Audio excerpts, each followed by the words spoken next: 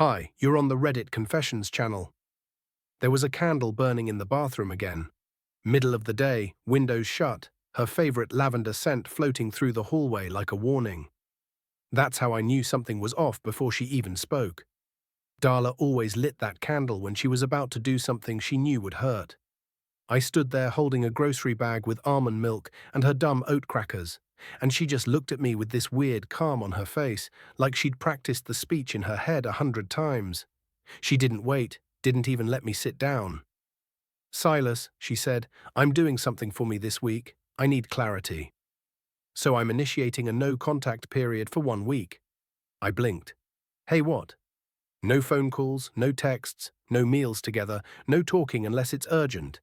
I need to see if you're. She waved her hand like she was trying to summon a more polite word. "Still someone I want to be with."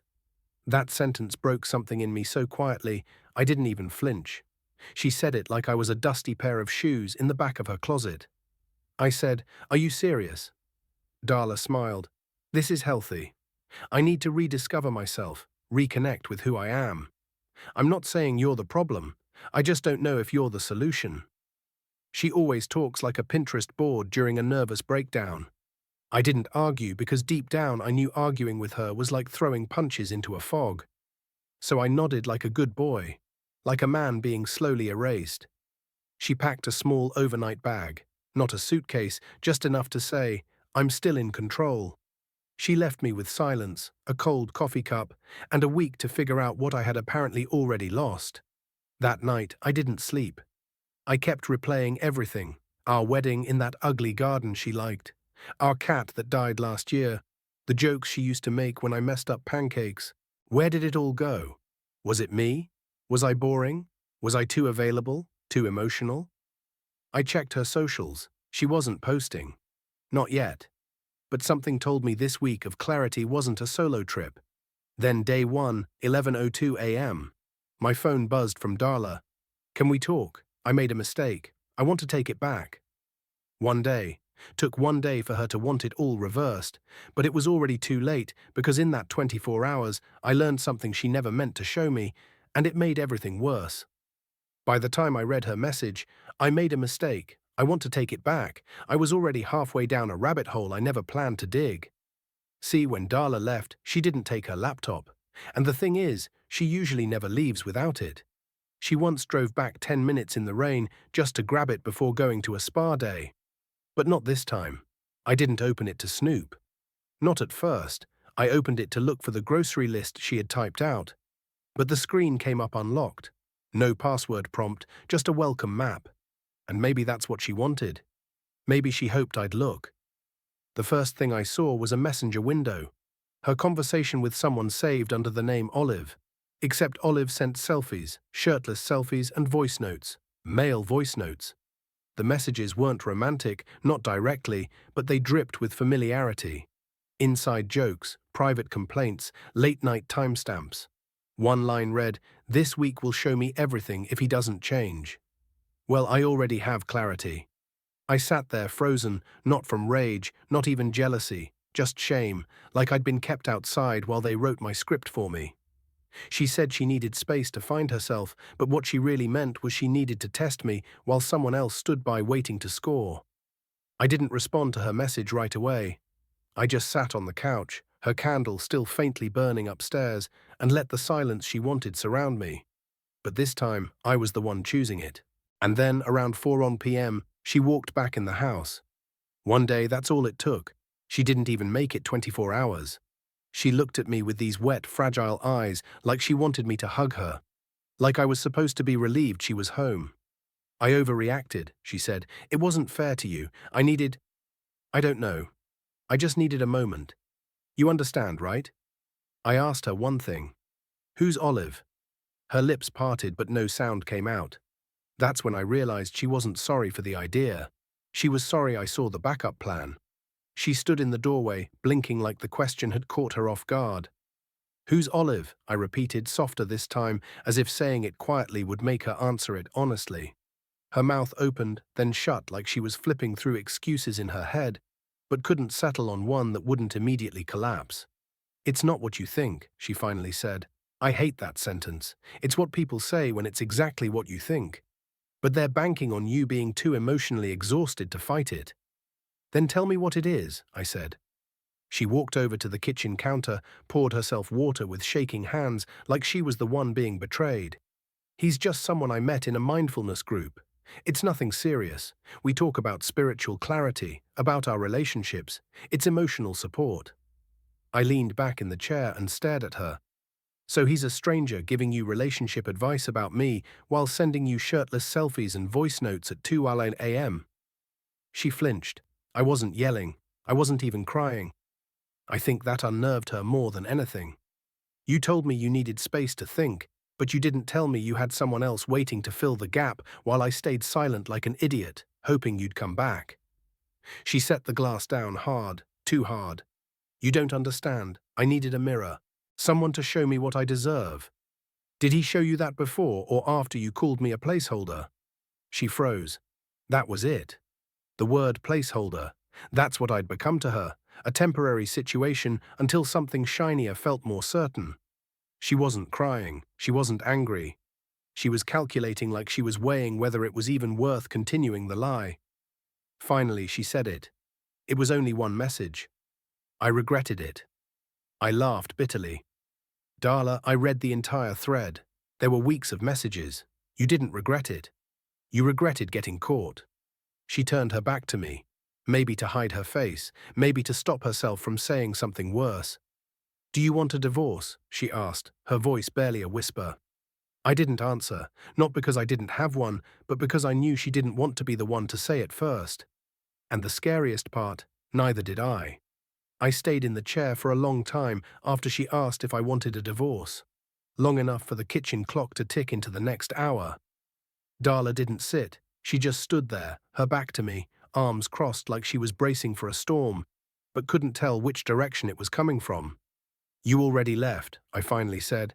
You just didn't take your stuff. She turned her head slightly. That's not fair, is it? I asked. You created distance, gave yourself a break from me, tried out what it felt like to be without me while keeping the safety net tied around your ankle. She didn't respond, and honestly, silence was becoming her favorite weapon. She used to fill every room with noise, opinions, jokes, complaints, dreams. Now every pause felt like punishment, like I was supposed to guess what version of her I was dealing with today. I didn't sleep that night, not even a little. I lay awake in the guest room, staring at the cracked ceiling, thinking about how many versions of this woman I'd been in love with. The girl who used to fall asleep on my chest while we watched horror movies. The woman who danced barefoot in the kitchen during thunderstorms. And now the stranger, stone-faced, guarded and layered in half-truths. By morning she'd made pancakes, just like that, as if flipping batter on a pan could flip reality too. You should eat, she said softly. You've barely touched food since Monday. I didn't touch the plate. Did you message him again? She looked down. No. Did he message you? Pause. Yes, of course he did. Guys like that don't walk away. They wait. They know the cracks and they dig their fingers into them. I pushed the plate aside. I need the truth, Darla. Are you in love with him? She didn't answer. Instead, she whispered, I hate that you make me feel guilty for wanting to feel alive. That was the moment it hit me. Her apology yesterday wasn't about what she did to me. It was about the shame she felt for still needing me. And that kind of apology, that's the one that poisons everything. That morning, after the pancake stunt and her half-hearted confessions, I went out for a walk. I didn't say anything. I just grabbed my keys and left. The air outside felt colder than it should have for October, but I welcomed the sting. It reminded me I still had skin. Something Darla seemed to have forgotten. I didn't have a destination. I walked past the coffee shop where we used to spend Sunday mornings, past the bookstore where she once begged me to buy her a $26 hardcover she never even opened. Every step felt like a rewind.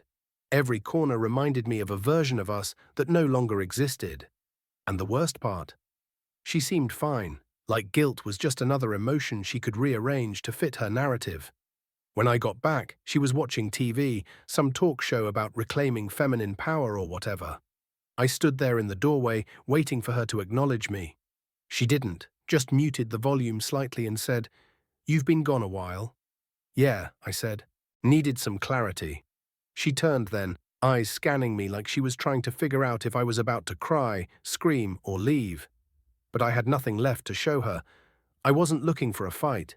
I was looking for the truth beneath her performance. I asked, "Did you want me to fail the test? Is that what this was?" Her brows drew together. What test? This space thing? The week? The silence? Did you hope I'd mess it up so you'd have an excuse to leave? She didn't answer. She just looked down, rubbed her temple, and sighed like I was the one complicating everything. Then she said, "You're making this harder than it has to be." I let out a bitter laugh. You gave me 7 days to prove I was worth keeping, but after 28 hours, you already broke your own rule. You didn't even give yourself enough time to pretend you were serious. That stung her, I think. For a second, she looked like she might cry, but instead of apologizing, she said the one thing I never expected. "I thought you'd be grateful I came back." That's when I realized her guilt wasn't meant to rebuild anything. It was meant to silence mine. The next morning, she acted like we were starting over, as if everything from the past week had just been a miscommunication. Her betrayal, my breakdown, the ghost of Olive hovering between us. She came into the kitchen wearing my old college sweatshirt, the one she used to steal when she wanted comfort. It felt performative now, like she was trying to rewind us to some nostalgic version of ourselves that didn't exist anymore. "I was thinking," she said, setting a mug of coffee in front of me. "We should take a weekend trip, just the two of us, no phones, a reset." A reset? You don't press restart on a game you've been secretly playing with someone else. I didn't touch the coffee.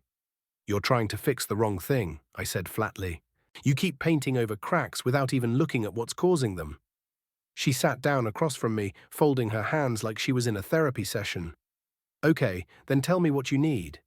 I stared at her for a long second. "I need honesty. I need to not be plan B while you figure out who gives you more butterflies. I need to know you're not just staying because the affair didn't pan out the way you hoped." Her mouth tightened. She was quiet again. That same silence she used as a shield. And then she said, "I never wanted him. I wanted to feel wanted." That line, that single selfish sentence, it wasn't an apology. It was a justification dressed in self-pity. I leaned back. "You didn't feel wanted because you stopped letting me close to you. You built walls, then blamed me for standing outside." She blinked, clearly stunned that I wasn't folding like I used to. Then came the tears, big, heavy ones that hit her cheeks fast, and I couldn't tell if they were from guilt, fear, or just the realization that I wasn't playing along anymore. "I made a mistake," she whispered. "I thought you'd just take me back. I thought you'd be grateful I didn't leave." That was it. That was her version of remorse, not because of what she did, but because her plan didn't go the way she imagined. That night, I told her I needed time. Not the kind she used to punish me with, silent treatment dressed up as spiritual space. No, I needed real time to breathe, to think, to stop spinning in the chaos she kept pretending was love. I slept in the guest room again, door shut, phone off. I didn't want to hear her crying in the hallway. I didn't want her sadness to soften me. She had already weaponized enough feelings. I wasn't giving her mine again. But around 2 a.m., I woke up with this gnawing sense that something wasn't over. You ever get that feeling like your mind is tugging at a thread, even while your body's begging you to rest? That was me. So I got up quietly and went back to her laptop. I didn't want to be that guy, the guy who checks, who snoops, who invades privacy. But something deep in my chest whispered, "She's still hiding something." Turns out she was in her archived messages, not deleted, just hidden, was a single thread she forgot to clean up. A message from Olive sent the day she asked for space. Not before, not after, that exact day. It said, "He agreed. 1 week of no contact. I'm free to see you Friday night. Hotels booked. Can't believe it's finally happening." My hands went cold. I stared at that message, not blinking, not breathing. I thought it was an emotional thing, maybe some flirtation she regretted. But this was coordinated, planned, deliberate. She didn't just test me, she scheduled my replacement. And then came the next message from 3 hours later. "He's been quiet all day. I think he suspects. But honestly, I don't care. I need this. I deserve this." I sat there in the dark, the light from the screen making the rest of the room feel like a movie scene. And in that moment, I wasn't angry. I wasn't even heartbroken. I was humiliated. All this time, I thought I was losing her slowly. Turns out she'd already left. All that was left now was the cleanup. I closed the laptop slowly, carefully, like I was sealing a coffin. Not because I was afraid she'd wake up and catch me, but because something inside me had just died, and I didn't want to make any noise in its burial. The next morning, I didn't confront her with rage. No yelling, no dramatic accusations. I simply sat across the table, looked her in the eyes and said, "You made a reservation at a hotel while asking me to disappear." She froze, didn't even try to deny it.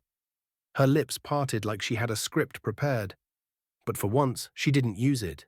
She just nodded, then whispered, "I never thought you'd find it. I wasn't supposed to." I said, "You wanted me to be quiet long enough to make your guilt feel manageable." She started crying again, but I wasn't moved this time. Her tears felt like a habit, like something she did when the truth felt too sharp. "I'm sorry," she said for the 100th time. I thought I needed something else, but the moment I got it, it felt empty. I came back because I realized I already had everything I needed. You. That should have made me feel good. Instead, it made me feel used. Still, I didn't throw her out. Not immediately. I didn't seek revenge. I didn't post her screenshots. I didn't burn her clothes or key her car or announce it to the world. I just let the truth sit between us like a broken clock. Frozen on the exact minute everything changed. Over the next few weeks, something strange happened. I didn't fall apart. I didn't crumble like I thought I would. I started running again. I picked up a guitar I hadn't touched in years. I started sleeping better, laughing even, not because I was healed, but because I was finally done begging someone to see me. Eventually, Darla moved out. No drama, no legal battle, just quiet boxes and short goodbyes. I haven't heard from her since, but sometimes when I pass that old hotel downtown, I smile.